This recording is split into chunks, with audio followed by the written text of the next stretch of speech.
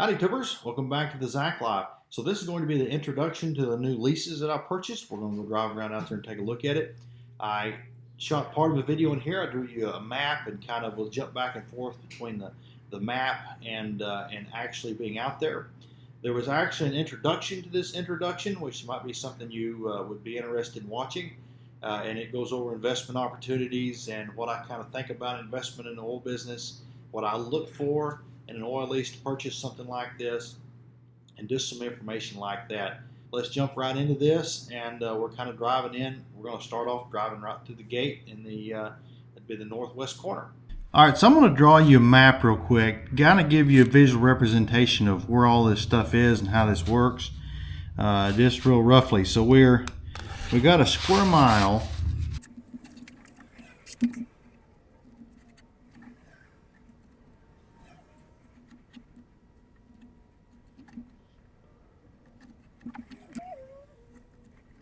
Okay, here's really roughly what it looks like.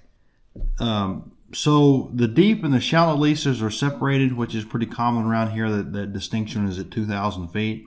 This northern half, the deep rights are not mine. They're leased by another company. We'll go over that in a minute. On the southern part of this, the deep rights are mine. There's only 2 deep wells.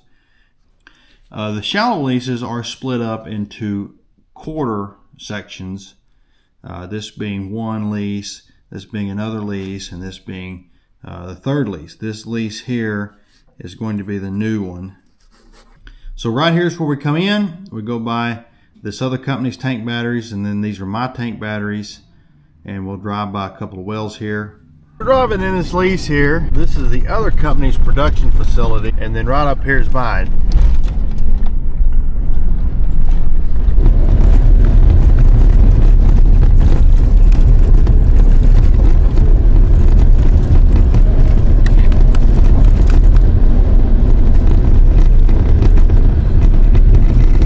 As we go back that way, that's all the deep lease. That's back towards the east. Out there, we're looking at the top right section. And my lease line is probably that way a pretty good ways, but this is about as far east as there was any wells drilled. So this little well right there makes something, but it makes quite a bit of water. It's probably going to end up being plugged.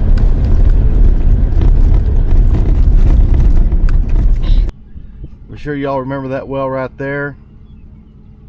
It is currently back apart, but there is you'll probably see that video first, but anyway, we got to get that fixed. That's the key well to this half of this lease. It makes about 3 or 4 barrels.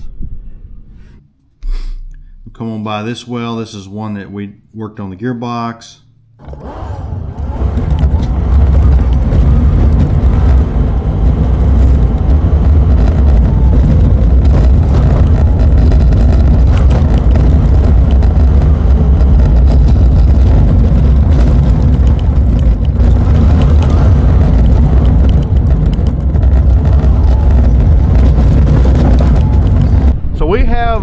Been here before. We worked on here in the Q&A. We worked on put a smaller shiv and slowed this thing down. When I bought this well had not ran in probably at least a decade, maybe a lot longer than that. And he had somehow or another jumped through all the hoops and, you know, fudged paperwork, and he didn't have to plug this. That's not typically how that's supposed to be done. But he had gotten up against the wall. This is one of the wells that was going to have to be plugged to continue to operate this lease. They were going to pull his license to operate. He told me this well would probably make a barrel, and that's about what it made. The reason that this thing hadn't ran, it needed some well service work, and we had to pull the tubing and do a pump change. But it had an old steel flow line that went all the way back to tank batteries. It's a quarter of a mile over there. It also didn't have any electricity. This is the one back in the corner. The electricity for this well, we had to bring all the way in, all the way across here. This probably isn't real good visual representation. I think these are actually closer to here and closer to here, but this is a half a mile. There's a lot of electricity, a lot of flow line, and that's one of the reasons he never did want to work on that well. This well was definitely one of the more expensive ones to work on. He did tell me it used to make oil, and he was not a liar. I believe basically everything he told me, and it's pretty much turned out to be true. And anyway, this well was one of the more expensive ones to work on. It was also a pain. I don't know if you can tell, but there's sort of a creek that runs through here, and you got to drive through the creek. And so whenever you get a rain, you can't, it's not accessible. Generally throughout the spring, we hadn't got that much rain here recently. We've not got any big rains. Anyway, we spent probably more than $10,000 on the electricity to get the overhead brought in. I did a significant part of that, but we still hired out setting the poles and the wire and everything like that. I had to buy the flow line. It was probably a 1,500 foot roll, and it's about $1 a foot. So there's another $1,500, and then you know, some tubing and some well servicing. We probably got, I don't know, 18,000 bucks in that well or something like that, and it makes about 10,000 bucks a year. Not a bad investment. I was excited about it. We turned it on. The problem with something like this, as we're going to talk about later, is you never know. You spend all that money and you go turn it on, and if it makes crystal clear water, well, you just thrown a bunch of money away. Now, I did a whole video about this well, and there'll be a thingy right there you can click on if you want to go watch it. But this was definitely the most expensive well on this whole lease. I did see some hope for this, I should say, prior to working on it, but we spent a lot of money on this little well. Right here behind me, we've got the injection system. So there's a well right here. This is the last one on this lease, and I need to explain. I do a really poor job about this, and I know it's probably confusing for y'all. There's a fence line right there, about 100 yards that way, that separates this half of a square mile into 2/4 square miles. And these are two different leases. They're legally different mineral owners. They go to separate tank batteries or separate separators. They are separate. They are separate leases. But to me, I kind of refer to this as a lease because it's all in the same spot. The water systems are intermingled. The tank batteries are all at the same place.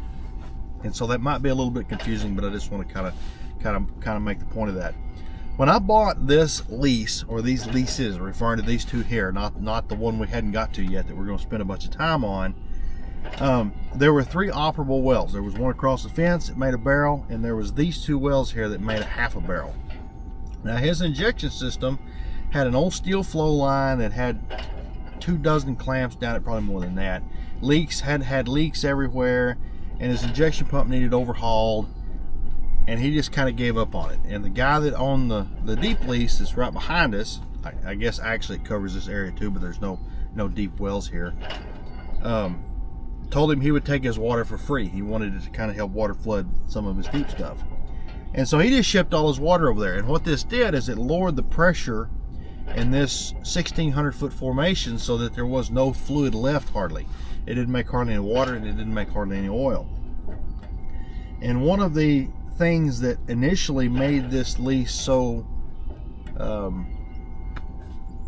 promising looking to me was that it had these gunsight wells, these 1,600 foot wells that generally make a lot of water, and none of these did.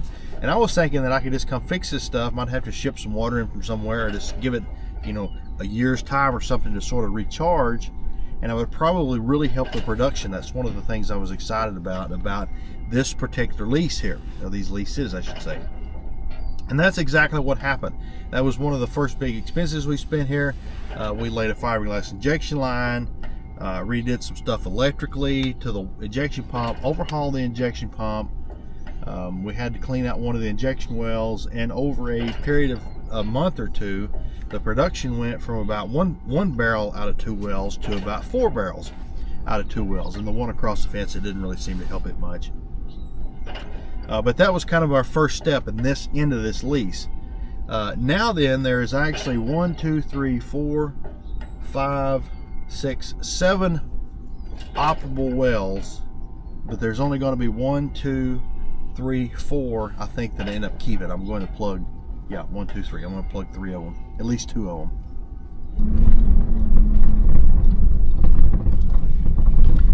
Now we're heading up here to the fence line. This is what separates these 2 leases.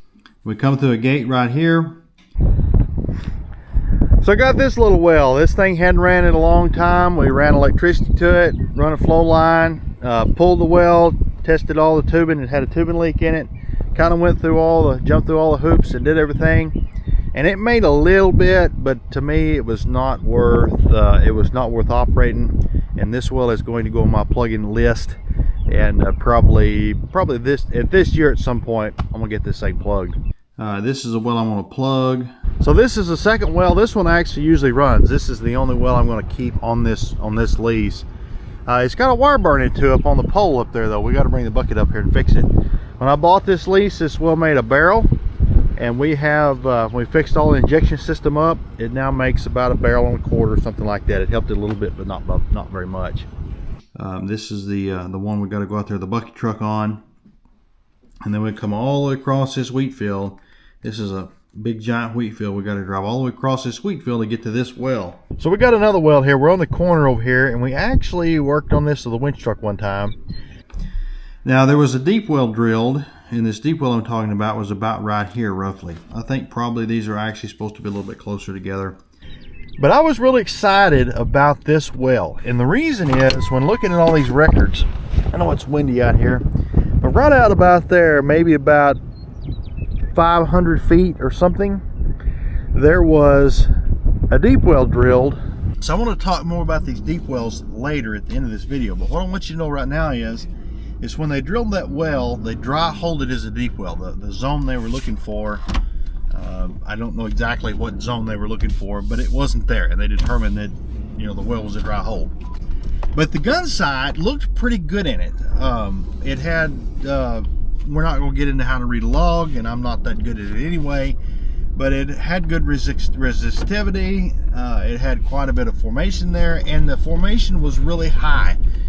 And what that means is this formation around here runs about, the top of the formation is about 1,595 feet, roughly, and it goes up and down. But when we get over here, and we're only like, quarter of a mile or something from the closest well, it was like 1,560. It was like 35 feet high. It was a dome. And this is a really good indication that there might be a really good long-term gun sight well. So this formation that we produce here produces a lot of water. And if you have a dome where you can have oil pool and collect, generally when you have a lot of water coming with it, it will draw oil, and you can sort of suck the oil off the top of it, if you will.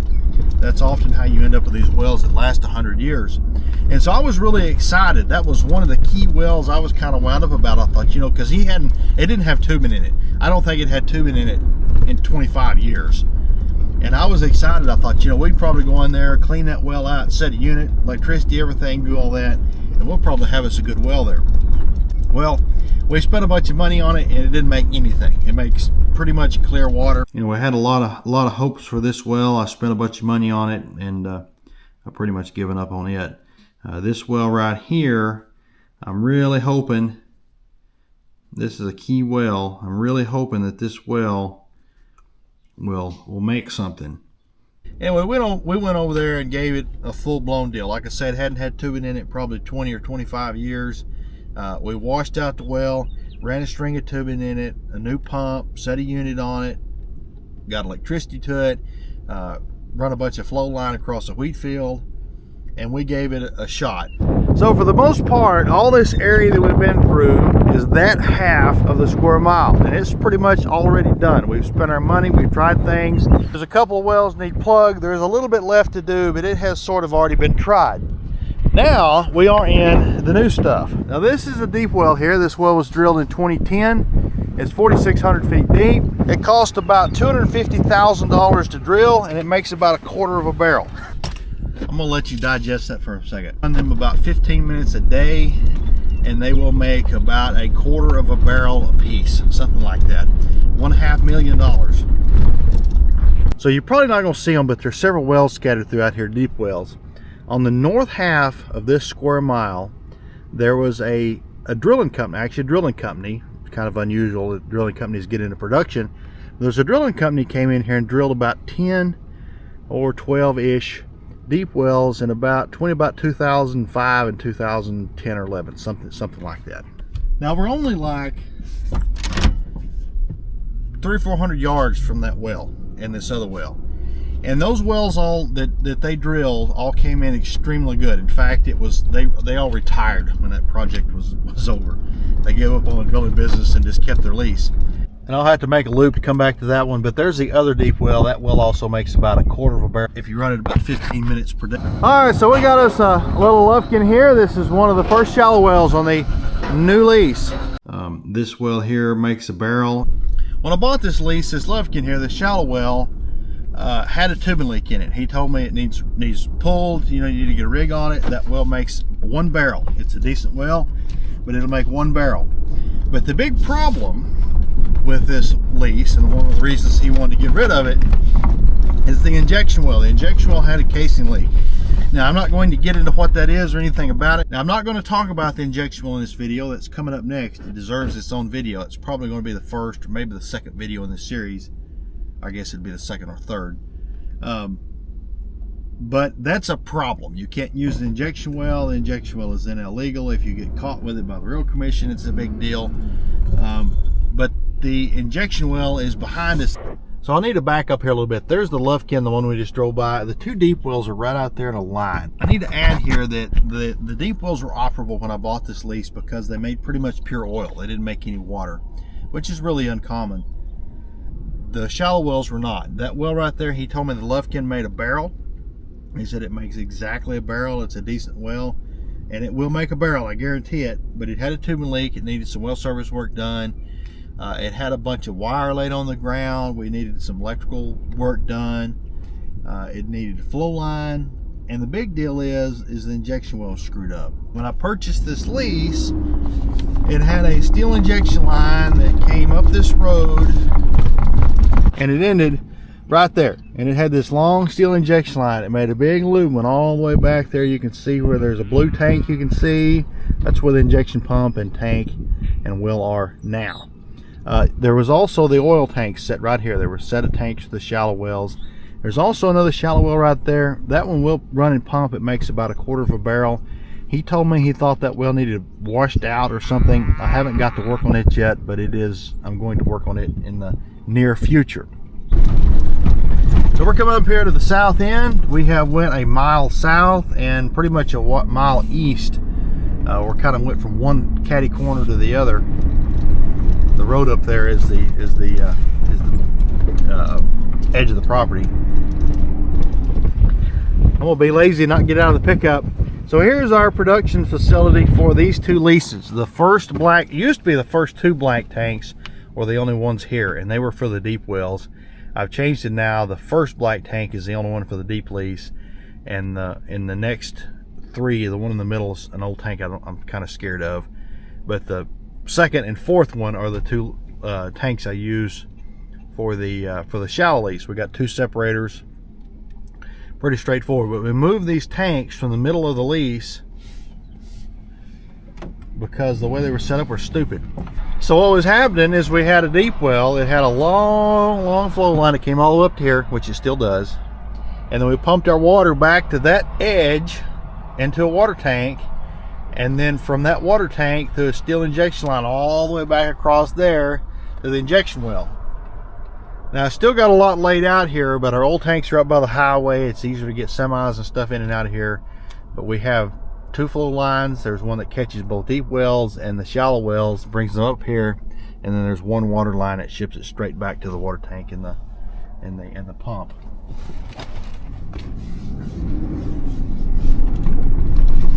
So I took a shortcut here to not have to go open another gate.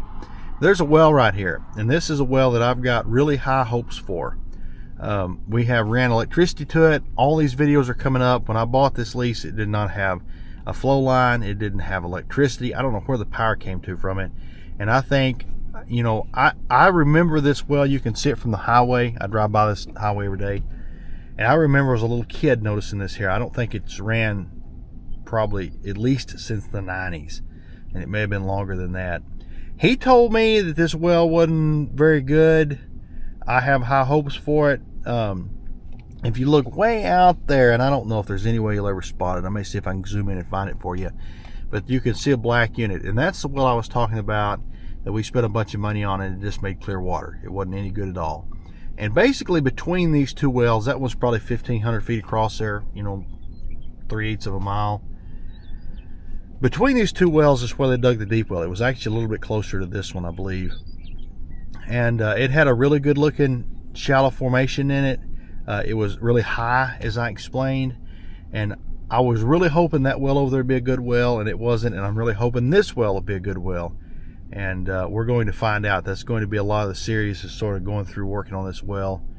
There's already electricity in a flow line that I've drug up here to it, but when I start videoing this, a lot of the video I've got is from a year ago or 6 months ago, I guess. And we start from nothing. We're going to spend a lot of time on that well, and I'm hoping it turns out to be a good well. Well, I'm heading back to town. That's about all I want to show you. I just kind of want to drive around, kind of give you an idea of what's up, what's going on. SCADA system videos are coming. I am, as I've said several times, sort of waiting until I get my final rendition of them to kind of explain what I'm going to do. But I plan on tying it into this lease and hooking it up, kind of show you how it works and every in and out details in this particular location. And I guess that's it. We'll take off with some videos. I don't know if I'll quite have one next week, but stuff should start coming out about this, and in short order. Appreciate you watching. Like, share, subscribe if you want to see more of this, and we'll see you on the next one.